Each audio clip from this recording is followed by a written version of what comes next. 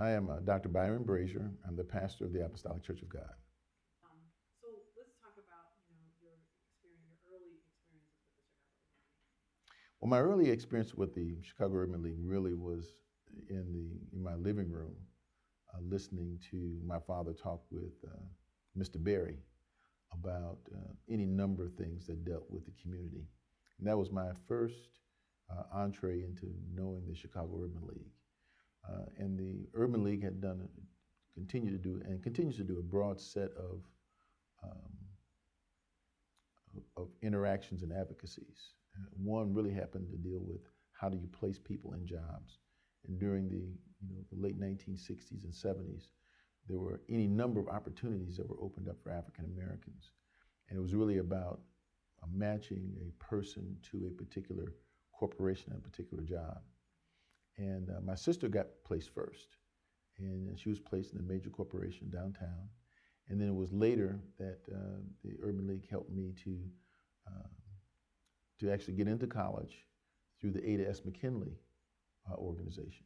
So I was able to, you uh, be a part of that whole process. Now I did work for the Urban League as well, from the time I was 17 until I went away to college, and it was a wonderful, wonderful adventure. I was in the basement.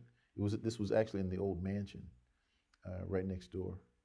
Uh, and I was in the basement and I did mimeograph. I did a lot of the um, delivering of mail and so forth and so on.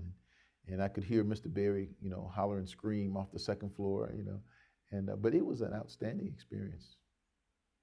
What do you think you took away from that experience now that you are a leader? I mean, as you journeyed to this point in your life, what were some of the fundamentals that you got from that position, or just the fact that they helped you get to college?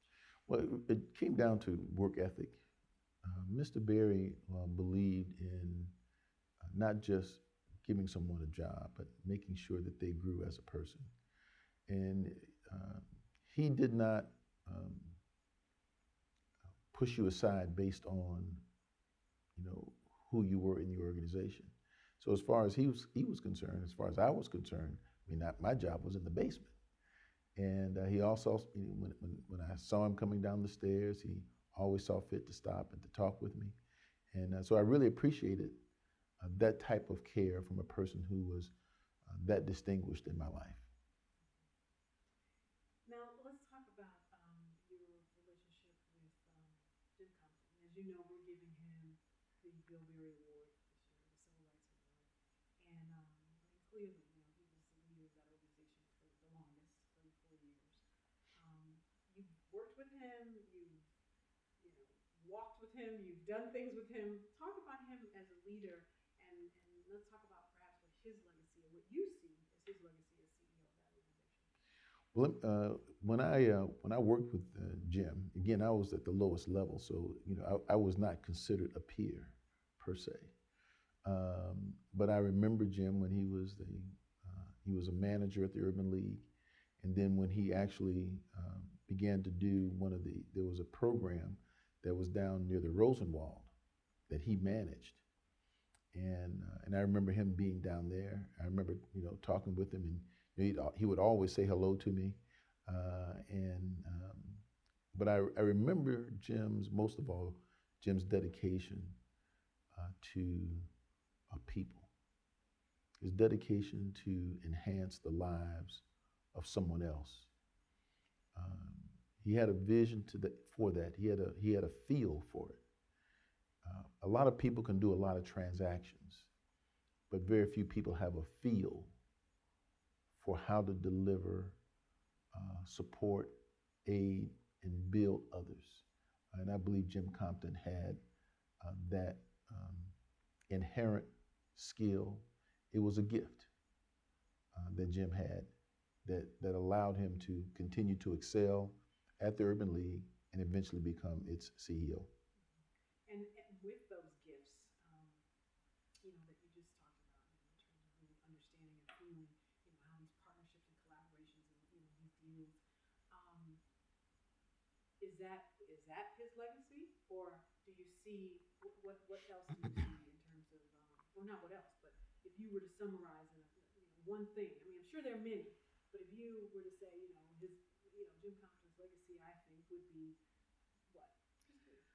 I mean, in terms of not just the urban league, but also his impact on the community, Chicago, in terms of like you said, helping people really expanding on the mission of finding people jobs because clearly, looking at where we are now, this is a key component and mission and much needed mission. Was that his legacy, you think, or maybe My belief um, with Jim Compton, with the gifts that he's had, it is the Urban League that is a backbone of our community. And Jim, with the apparatus of the Urban League, ensured that the mission continued, and he did it in his fashion. His collaboration around the time of the election of Harold Washington rings critical in every one of our minds. He was certainly in the middle of that process. And so there were many other things, but his collaboration, his capabilities, continuing to create the bridge between community and business is, I believe, one of his strongest legacies that you could have. That anyone at the Urban League, if anyone was to say, "I'm a CEO of the Urban League," it would be to create and be that bridge between the community and business. And Jim was that bridge. That's good. Thank you for that. The theme of this year's gala is honoring our past, empowering our future. Andy's belief is that you don't really know who you are if you don't know where you come from or where you're going. And clearly, the Urban League has stood for a lot and has done a lot, but we still have a lot to do. And that's that's what this is about. And even though we're celebrating these 50 years of giving, we still got a lot more to do. You don't have to say anything else, but if there's anything you want to close with, we can. I can probably say something that may fill up the tape. And it'll probably be something that I use too. So well, certainly. I think there are a couple of things I could say. Am I on tape or no?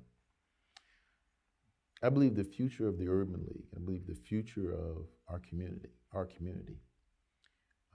rests in the institutions that have in the past provided the support for people to excel and for people to move.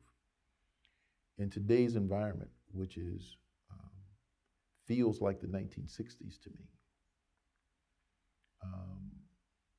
in many respects, different, but in many respects, different set of issues, but very a stubborn set of values and issues that tend to put our community in a biased position. I believe the Urban League has the capability. I believe the Urban League has the heritage, the legacy. It has the capability to reorganize and reunite institutions to a common cause and a common understanding around how communities are built, around education with its current lawsuit, around community development. And what does that mean? Stakeholders coming together for a common cause. Around what health and human services really is, and how do you invest in human capital as opposed to poverty management. And then the third one really deals with public safety, a critical issue that we have that has to be dealt with at multiple fronts. Our relationship between community and police, the swinging door of the circuit court system, the apparatus of the Department of Corrections, as well as how reentry is done. All these things make up issues that we face that are systemic in nature, but certainly in the future, the Urban League is a critical player in the resolution of those things.